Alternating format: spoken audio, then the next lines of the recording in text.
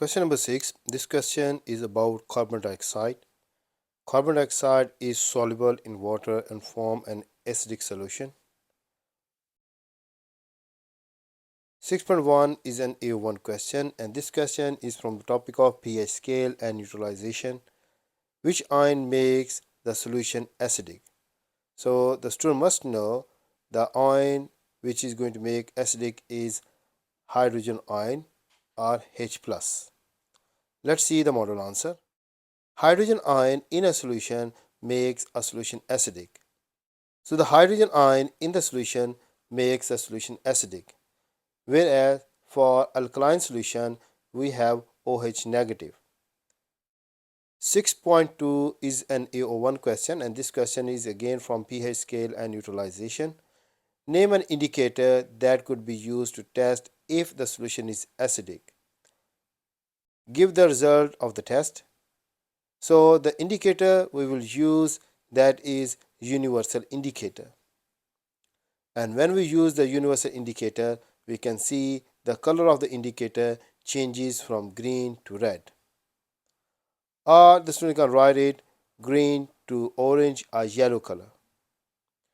If the student want to use indicator as litmus paper, then the color will change from blue to red in the case of litmus paper. If the student want to use methyl orange, the color of the methyl orange changes from orange to red in an acidic solution. Students should not use the pH meter because the examiner is looking towards the different kind of indicators which a student can use in an experiment. Figure number 14 shows the mass of carbon dioxide that will dissolve in 1 dm cube of water at different temperatures.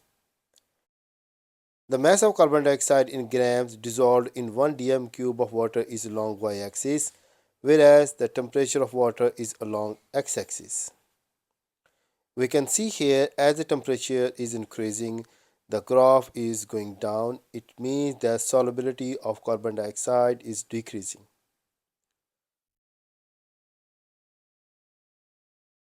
Six point three is an AO3 question. How does the solubility of carbon dioxide change as the temperature of the water increases? This question is from the topic of concentration of solution. From the graph we can see that as the temperature of the water is increasing, the solubility is decreasing, meaning the mass of carbon dioxide in the water is decreasing. So we will say that the solubility is decreasing. 6.4 is an AO3 question. Carbon dioxide dissolves in water to form an acidic solution. This question is from the concentration of solution, pH scale, and neutralization. How does the pH of the solution change as the temperature of the water increases? We know that as the temperature is increasing, the solubility is decreasing. It means that the solution is less acidic. If the solution is acidic, we are on the left side of the scale, and if the solution is neutral, we have pH that is about 7, and if the solution is alkaline nature, the pH is towards 14. We know that as the temperature is increasing, the solution is less acidic. It means that pH is increasing. So the answer is, as the temperature is increasing, the pH of the solution is increasing. And the reason is the solution is less acidic. Calcium carbonate reacts with hydrochloric acid to produce carbon dioxide. The equation is given here. Calcium carbonate reacts with hydrochloric acid. It makes calcium chloride, carbon dioxide, and water. 6.5 is an AO2 question, and this question is from the topic of state symbols. What is the state symbol X in the equation? We know that as the reaction between an acid and alkali or the base gives salt and water, so therefore we have H2O in liquid form. So the correct symbol is L. 6.6 is an AO3 question, and the figure number 15 we have different equipment which are given here. We have conical floss, we have the gas range with the stopper, we have the miring scale, and we have miring cylinder also. Let's see the question. The student investigated the volume of carbon dioxide produced when different masses of calcium carbonate react with hydrochloric acid. Describe a method the student could use. It is an AO3 question. The student need to describe the method, and this question is from neutralization reaction, and the mass changes when the gas is formed. In figure number 15, we can see here we have the gas range. First, with the help of the digital scale, we are going to measure the mass of calcium carbonate, and we add that mass in conical flask. With the help of this miring cylinder, we will find the fixed volume of hydrochloric acid, and we add the hydrochloric acid into the conical flask which has already calcium carbonate. As far as we added hydrochloric acid in the conical flask, we will put the gas range along with the stopper immediately so the carbon dioxide is not escaping from the conical flask. Leave the gas range for a couple of fixed minutes like 10 minutes, 5 minutes or 20 minutes, and measure the volume of carbon dioxide produced for each mass of calcium carbonate. The student need to remember that the volume of hydrochloric acid is fixed for each experiment. Let's see the model answer. Use the digital balance to measure the mass of the calcium carbonate and add in the conical flask. Then use the miring cylinder to measure the fixed volume of hydrochloric acid each time and add in the conical flask. Immediately place the stopper having the delivery tube connected with the gas range to the conical flask. Record the total volume of gas means carbon dioxide produced in the gas range in the fixed time interval for each mass of calcium carbonate. Repeat the experiment for different masses of calcium carbonate with the fixed volume and the same concentration of hydrochloric acid. In this experiment, the time for each experiment will remain fixed, whereas the volume and the concentration of hydrochloric acid is also remain fixed during each experiment. The student need to change only different masses of calcium carbonate to observe the amount of carbon dioxide produced by different masses of calcium carbonate.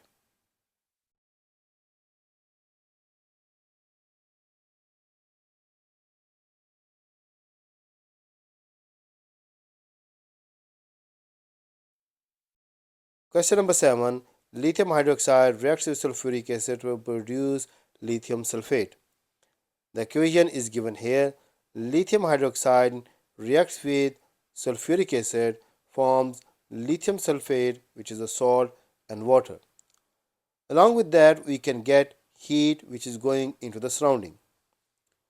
7.1 is an A1 question, and this question is from the required practical activity number 8. What type of the reaction is this? We know that whenever an alkali reacts with an acid, it is a neutralization reaction. But on the other hand, as the result of neutralization reaction, the heat is produced, so it is a neutralization reaction. And if the students wants to write exothermic reaction, still the answer is correct. Let's see the model answer.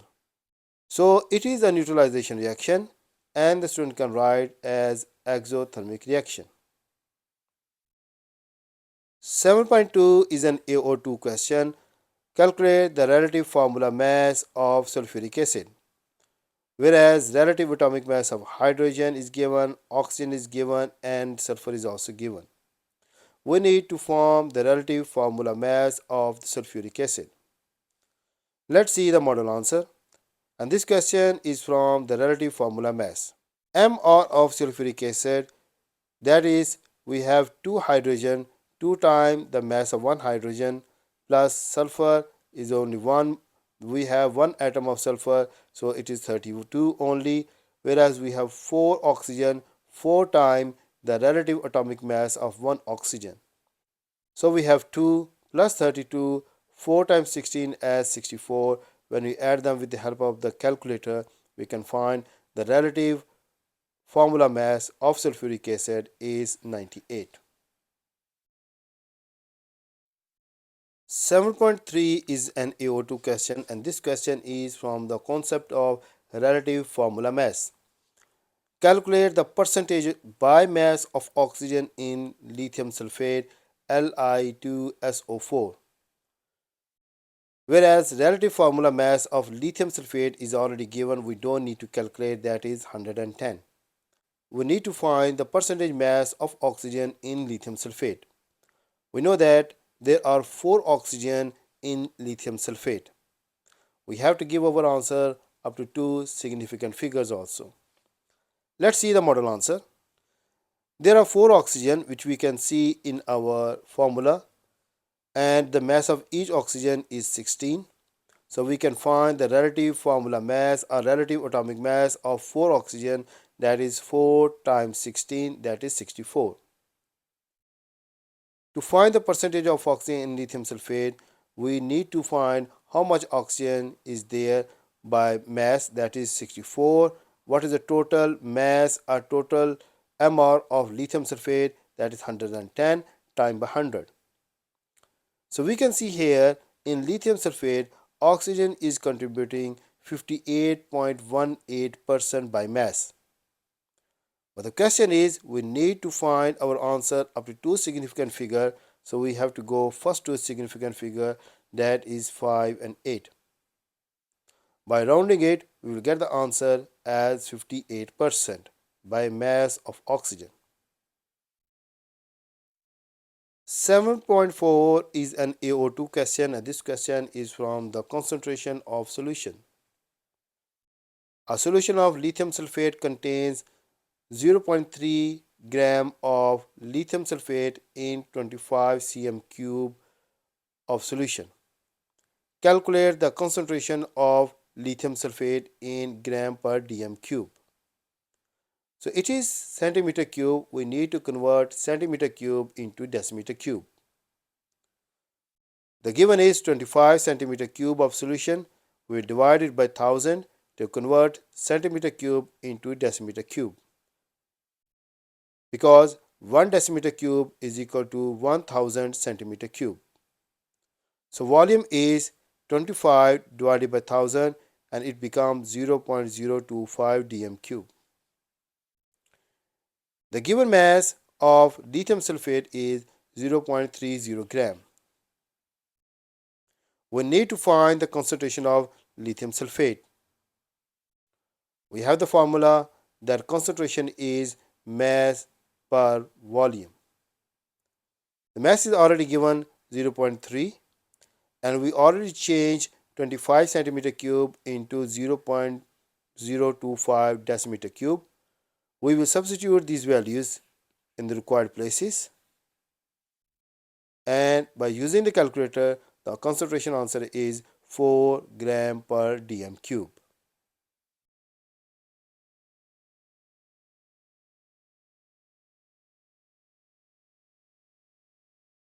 Question number 3.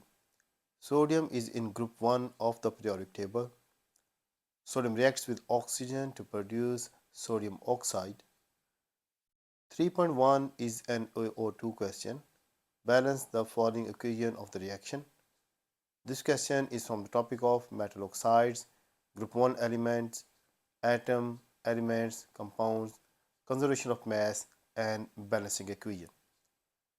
If we look here in our chemical reaction, we can see here the sodium reacts with oxygen and produces sodium oxide, Na2O.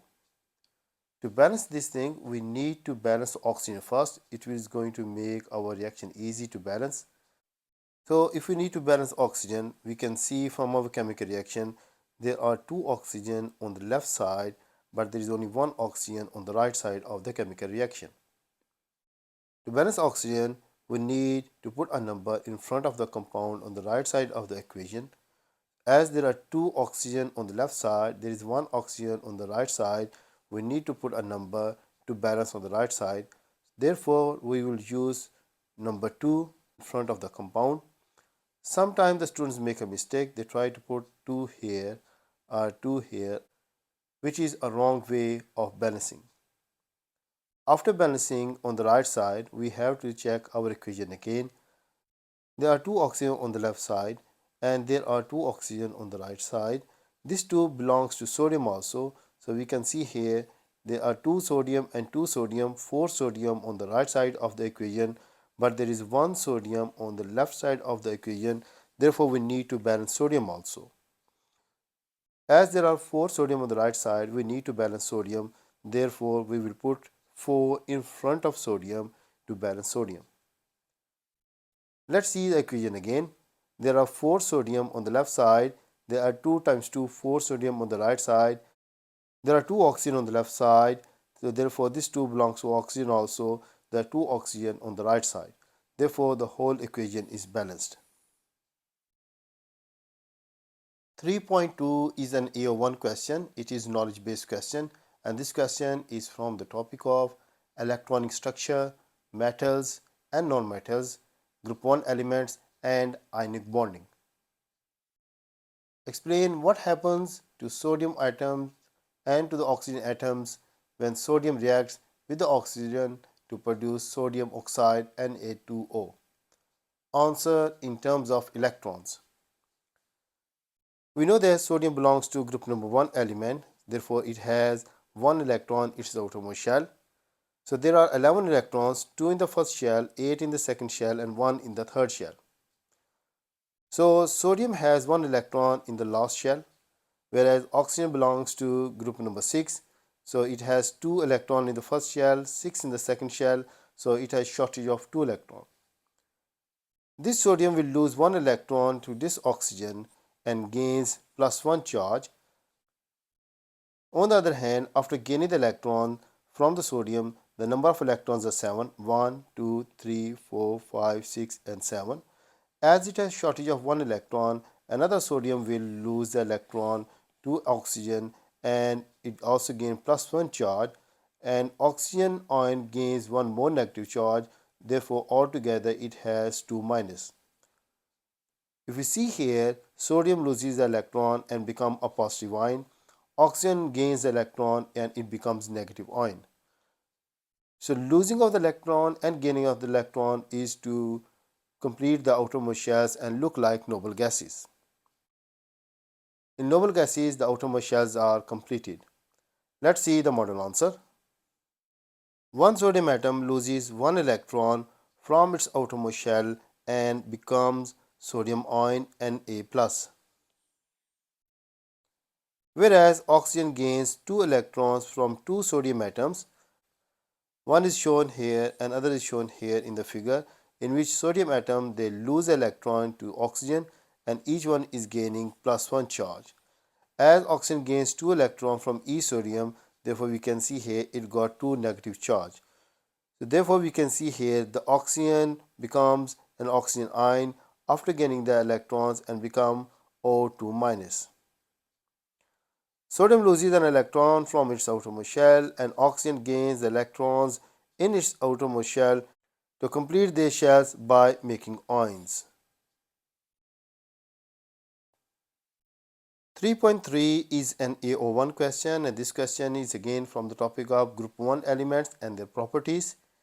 Sodium burns in a gas jar of oxygen. So we can see here, this is a spoon, this is hot sodium is present here, oxygen gas is present in our jar or in our cylinder. Give two observations seen during the reaction.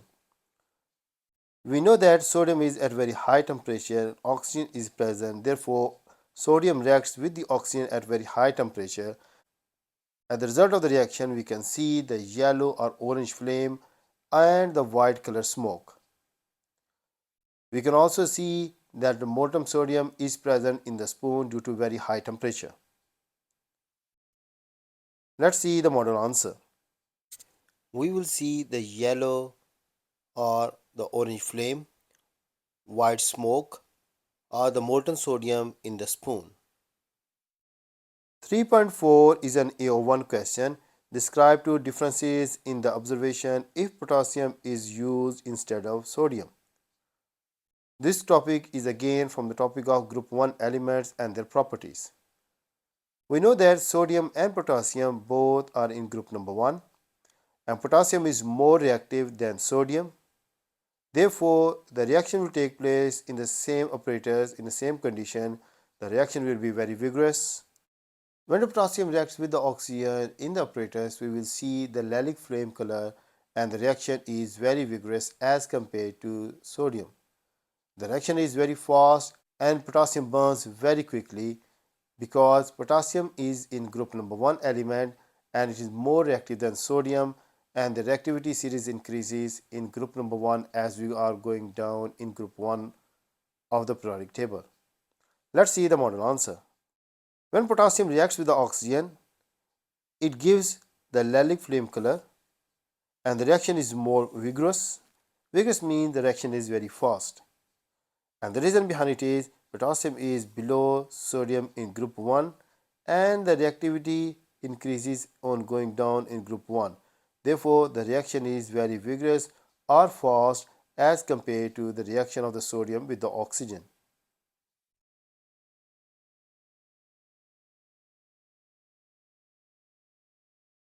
Question number 4. Group 7 elements are known as halogens. All atoms of group 7 elements contain protons, neutrons and electrons. 4.1 is an year 1 question, and this question is from the topic of atomic models. What is the order of discovery of proton, neutron and electron? We have 4 different options. We have J.J. Thomson, who gave the concept of electrons. Later on, Rutherford and Bohr, they gave the concept of positive nucleus, mean about discovery of protons. Whereas the Chadwick in 1932 gave the concept of neutrons there. Therefore, the electrons were discovered first. Later on, the protons were discovered, and the last one is neutron. Therefore, the correct option is first the electrons were discovered, then proton, and then neutron. 4.2 is an AO2 question. Table number 1 shows the mass of proton and of an electron. We can see here the proton and electron are present, and the mass in kilograms are also mentioned here. Calculate how many times heavier a proton is than an electron. Students can make a mistake by looking into the value 31 and 27, and they will consider electron is heavier than proton. But we must know that minus 31 is smaller than minus 27. So this value is bigger than this value. If we want to find how many times proton is heavier than electron, we need to divide the mass of proton by the mass of electrons. So the mass comparison, the mass of proton divided by the mass of electron. Therefore, we will substitute the values. The mass of proton is 1.673 times 10 raised power minus 27 kilograms, where the mass of electron is 9.109 times 10 raised power minus 31. With the help of the calculator, we will find the answer, that is 1836.645,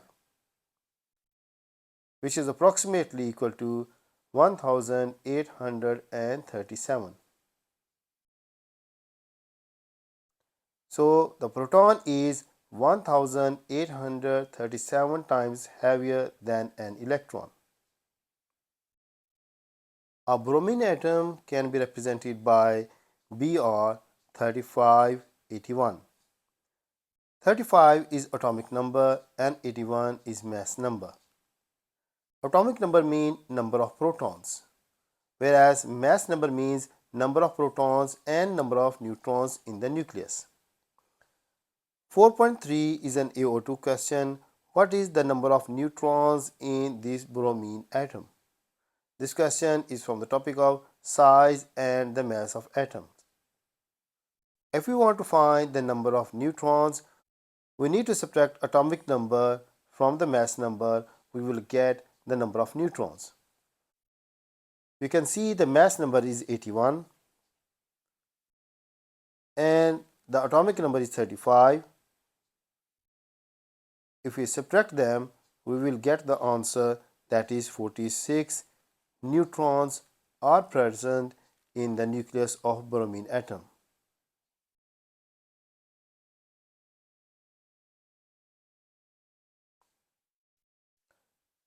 Four point four is an AO2 question. What is the number of electrons in a bromide ion? This question is from the topic of size and mass of atoms, relative electrical charges of subatomic particles. If you look here, bromine, it has 35 electrons and there are 35 protons are present in the nucleus. The mass number is 81. If we look here, the large shell of the electron, it has 7 electrons because bromine lies in group number 7. There are 7 electrons, 1, 2, 3, 4, 5, 6 and 7. When bromine gains electron, then its outermost shell is completed and it has 8 electrons, 1, 2, 3, 4, 5, 6, 7 and 8. As it gained more electrons, therefore the number of electrons has increased by 1. It changes from 35 to 36. Therefore the number of electrons in a bromide ion is 36.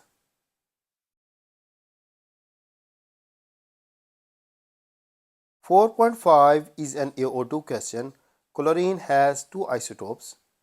Table number 2 shows the percentage abundance of 2 isotopes of chlorine. We can see here chlorine 1735 and chlorine 1737. And naturally, how much they are present in our atmosphere? They are 75.77%, whereas the abundance of chlorine 1737 is 24.23. Calculate the relative atomic mass AR of chlorine. So both are the isotopes of chlorine. We need to find the relative atomic mass of chlorine. The answer must be up to 2 decimal places. We know that the mass of chlorine is given here, that is 35, and abundance is 75.77. We need to multiply the mass with the abundance for both of the chlorine isotopes and we need to add them, and after that we need to divide by the percentage abundance. Let's see the model answer.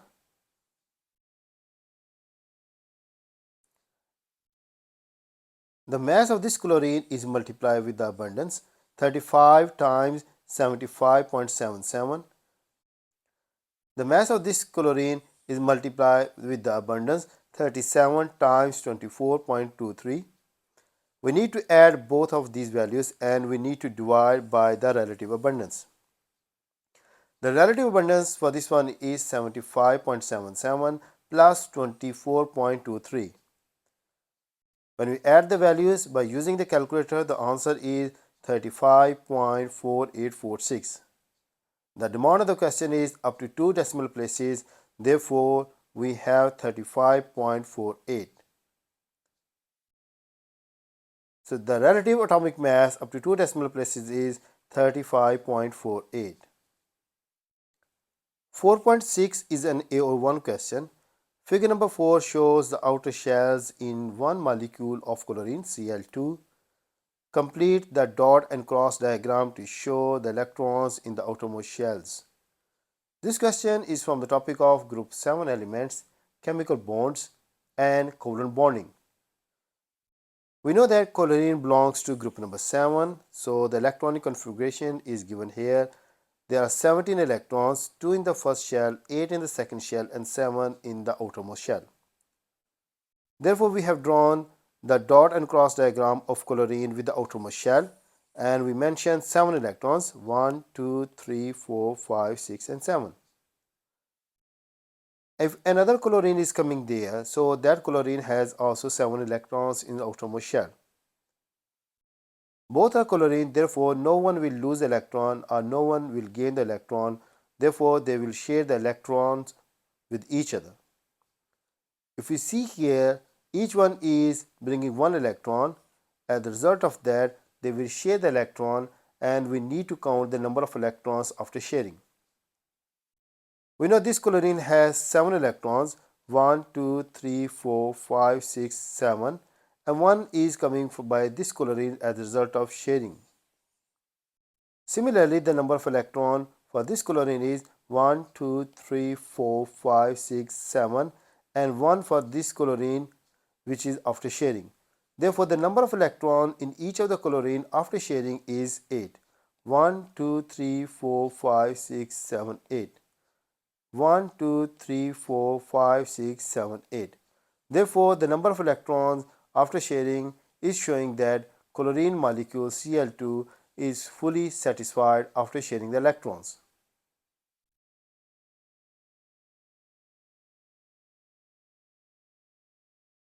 Question number 5. During electrolysis, ions are discharged at the electrodes to produce elements. A student investigates the electrolysis of sodium chloride. 5.1 is an AO1 question. Why sodium chloride does not conduct electricity in solid form? If we see the sodium chloride structure, we can see that it exists in the joint ionic structure. In solid form, these ions are at the fixed positions and they are not free to move.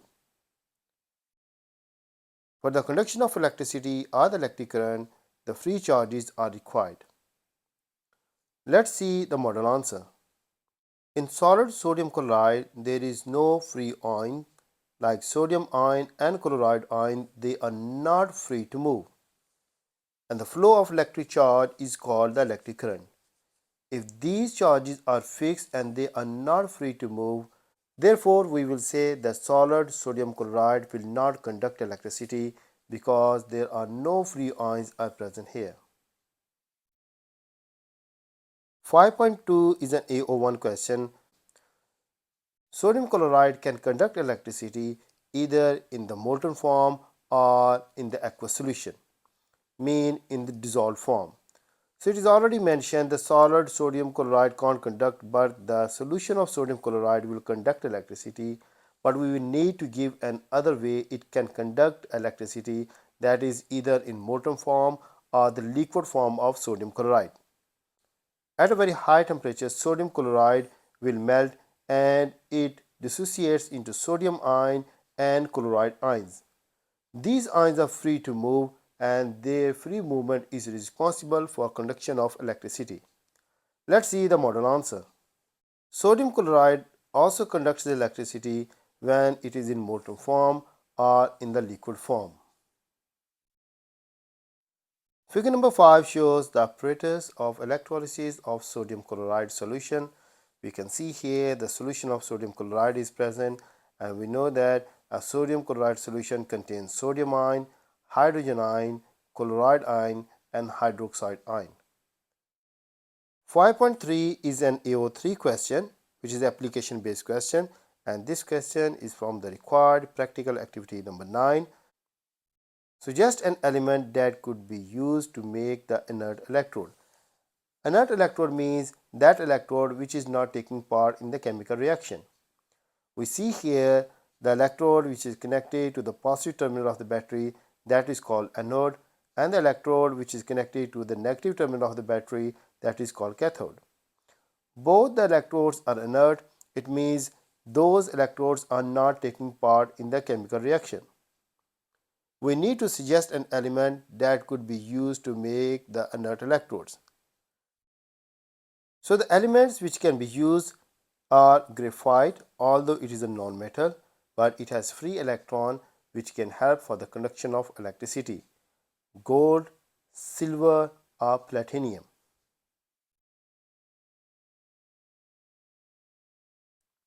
Five point 4 is an AO2 question, and this question is from the required practical activity number 9, and this question is from the topic of oxidation and reduction, electrolysis of aqueous solution, and the concept of half equation.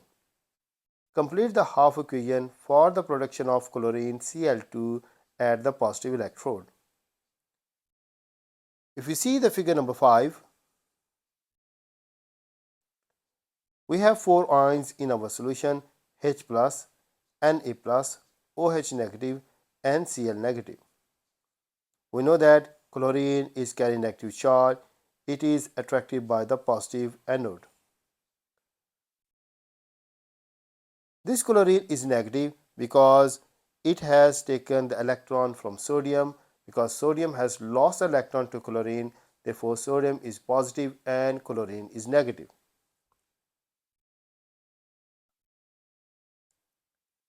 In compound form, sodium chloride is existing as NaCl. At the very high temperature or in the aqueous solution, sodium is splits up and carrying the positive charge. It lost the electron to chlorine, and chlorine is gaining the electron, and therefore it is a negative ion. We need to complete our equation. Before completing the equation, we need to understand the chemical reaction. Chlorine belongs to group number 7 and it has 17 electrons, 2 electrons in the first shell, 8 in the second shell, and 7 in the last shell. But in ionic form, we know that chloride ion has taken 1 electron from sodium. As a result, instead of 7 electrons in the last shell, it has 8 electrons. Due to the extra electron, it has negative charge.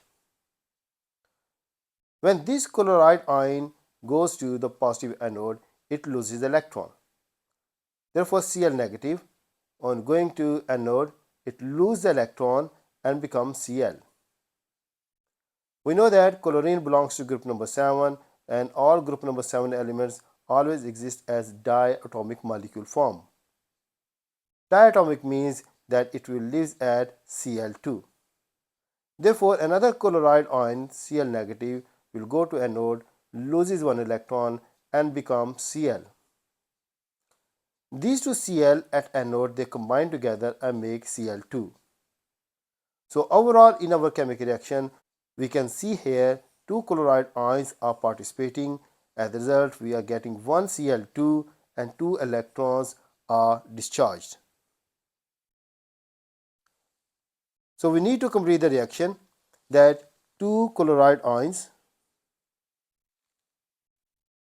we know that 1 Cl2 chlorine molecule is formed and 2 electrons are released by 2 Cl negative. 5.5 is a combination of AO3 and AO1 question, and this question is again from the required practical activity number 9. Sodium chloride solution has a pH of 7. During the electrolysis of sodium chloride solution, hydrogen gas is produced at the negative electrode. The pH of the solution increases. Explain why. This question is from the topic of pH scale and neutralization, electrolysis of aqueous solution, and the concept of half equation. We know that the acidic nature of the solution is due to the presence of hydrogen ion more than the hydroxide ion in the solution. If the hydroxide ion OH negative in the solution will increase, the solution will become alkaline nature. When the water molecule breaks, it breaks into H plus and OH negative. When a water molecule it breaks into H plus and OH negative. The presence of H plus ion in a solution makes the solution acidic, whereas the presence of OH negative ion in a solution makes the solution alkaline. When water breaks, it breaks equally into H plus and OH negative. Therefore, the solution is a neutral solution and the pH is 7. But on the other hand, when the electrolysis process takes place, the H plus ion moves towards the negative cathode and gains electron. As a result, this hydrogen ion changes into hydrogen gas. Whereas OH negative ions remain in the solution, therefore the pH of the solution will increase. If we have the pH scale, we know that if a solution is acidic, the pH scale shows the value is going towards 0. If it is neutral, then it is showing 7, and when it is towards 14, the solution is alkaline nature. So when a water molecule breaks down it breaks down into H plus and OH negative. As H plus are attracted by the negative electrode during the electrolysis process and producing the hydrogen gas after discharging. Discharging means hydrogen ion will gain electron from cathode and it become hydrogen atom. Later on, hydrogen gas is formed at the negative cathode. The hydrogen gas is produced instead of sodium because the hydrogen gas is less reactive than sodium.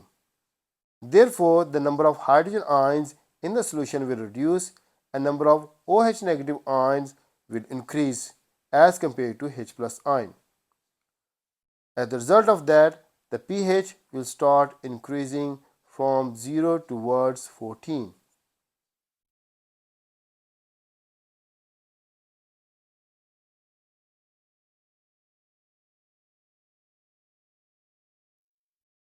Question number 6. Acids react with some metals to produce soluble salts. A student adds magnesium to hydrochloric acid until no more acid reacts and excess magnesium remains there. The equation of the reaction is Mg plus HCl gives MgCl2 plus hydrogen gas. 6.1 is an A1 question and it is from the required practical activity number 8. Describe how solid magnesium chloride is obtained from the reaction mixture. This question is from the topic of mixture, reaction of the acid with the metals and soluble salts. We see here from the question that the excess magnesium remains in our solution. We need to get magnesium chloride from the solution. First of all, we need to get rid of the extra magnesium in our solution. So we need the filtration method which can help to remove the extra magnesium from the solution. Then we need to heat up the solution so that the extra water will evaporate and the solid MgCl2 will start appearing. From the reaction we know that hydrogen gas is already gone into the air. Therefore, we have the solution of MgCl2. Let's see the model answer. Filter out the excess magnesium from the solution by filtration process. Allow water to evaporate from the solution until the crystals of magnesium chloride to form. 6.2 is an AO2 question and this question is again from the required practical activity number 8. The reaction between magnesium and hydrochloric acid is a redox reaction. Redox reactions are the reactions which are a combination of both oxidation and reduction. Explain what happens to the magnesium atom in this reaction. This question is from the concepts of oxidation and reduction, soluble salts, reaction of acids with metals. We know that magnesium has 2 electrons in its outermost shell. It loses 1 electron to one chlorine and another electron to the other chlorine. Chlorine will gain the negative charge on gaining the electron.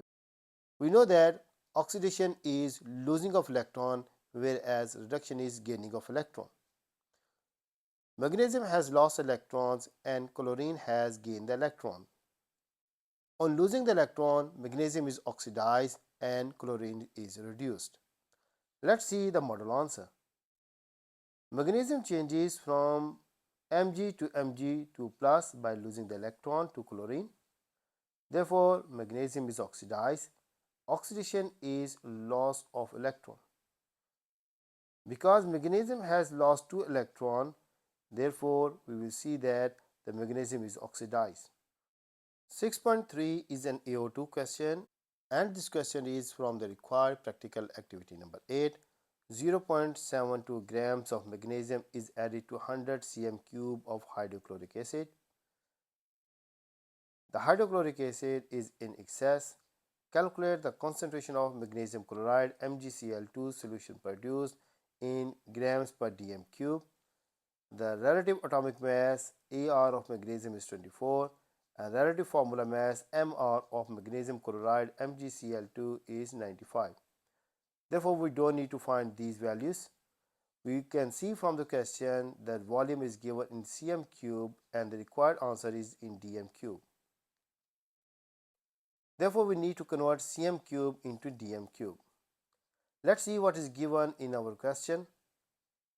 And this question is from the topic of reaction of acid with metals, amount of substances in chemical equations, and soluble salts. In this question, we are given the mass of magnesium, which is 0.72 gram in the question. The volume of HCl is given, that is 100 cm cube. We know that 1 dm cube is equal to 1000 cm cube. We need to convert cm cube into dm cube by dividing the value by 1000. As the volume is given 100 cm cube, we need to divide it by 1000 and the volume of the solution is 0.1 dm cube. Relative atomic mass of magnesium is already given, that is 24, and relative formula mass of magnesium chloride is 95. We need to find the concentration of magnesium chloride.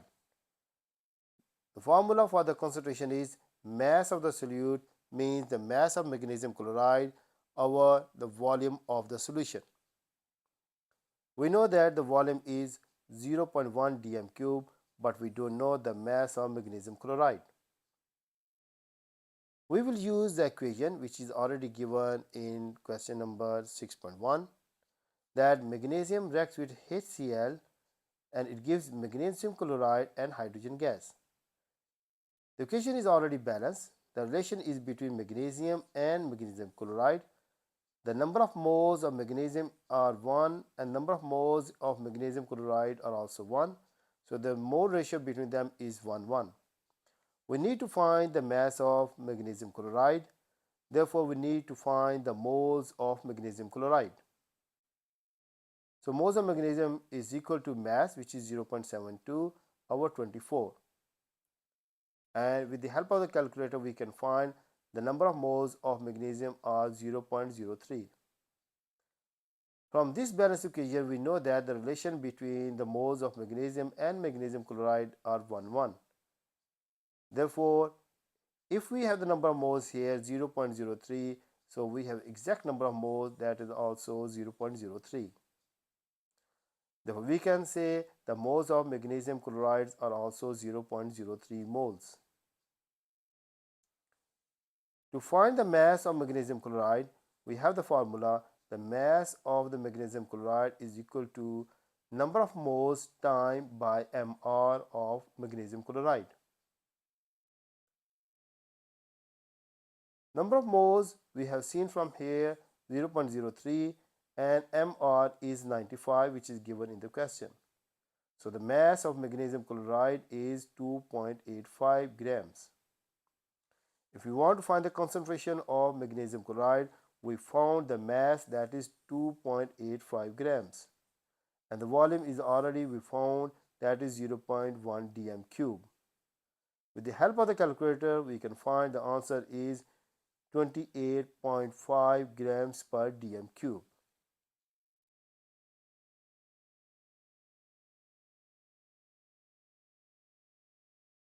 Question number 7.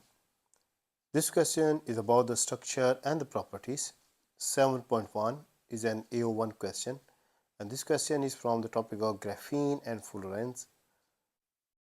Which pair of substances both contain atoms in hexagonal rings?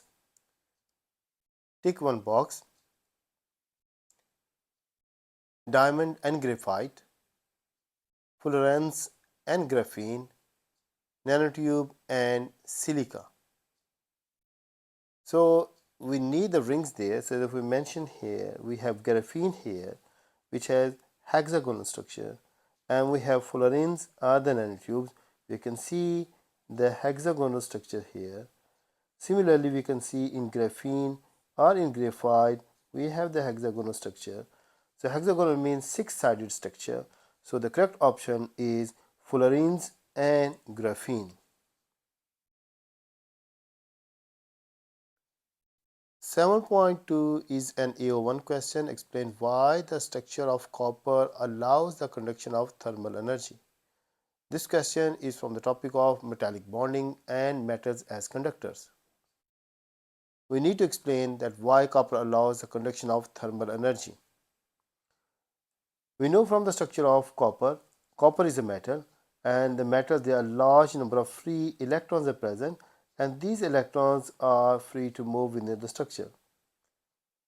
When these electrons which are moving freely in the copper structure, they are responsible for conduction of electricity. These electrons are called delocalized electrons. Therefore, these delocalized electrons are responsible of conduction of electricity and conduction of thermal heat or thermal energy from one place to another place of the substance. Let's see the model answer. The structure of copper has a large number of delocalized mean free electrons, which you can see here within the structure. These free electrons move freely throughout the copper structure. When these electrons move, they transfer the thermal energy from one place to another place within the copper structure. So these free electrons which we mentioned in our diagram are responsible for the conduction of electricity or the thermal energy from one place to other place in the copper structure. 7.3 is an AO1 question, and this question is from the properties of ionic compounds and the ionic compounds. Explain why copper oxide CuO has a high melting point. We know that copper oxide is an ionic compound. Copper lost 2 electrons to oxygen. As a result, it got +2 charge and oxygen has 2 minus charge. Copper oxide is an ionic compound, therefore there is strong force of attraction develops between the oppositely charged ions. So it needs a large amount of energy to break the force of attraction between them. Therefore, the copper oxide has high melting point. Let's see the model answer. Copper oxide CuO is an ionic compound.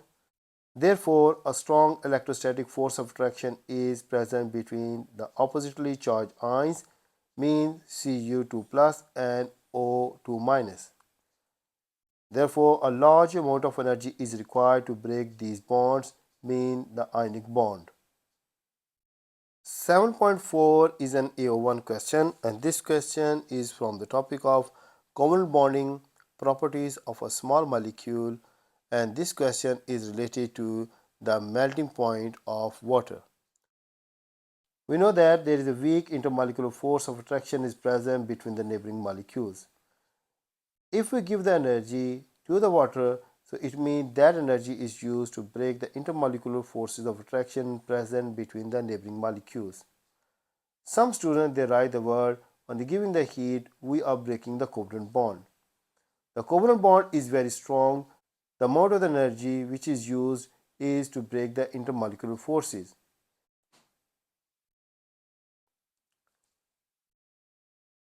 As water is a simple molecule, it has weak intermolecular forces of attraction between the molecules. Therefore, a small amount of energy is required to break these intermolecular forces of attraction between the molecules. The energy is used to break the intermolecular forces of attraction between the neighboring molecules.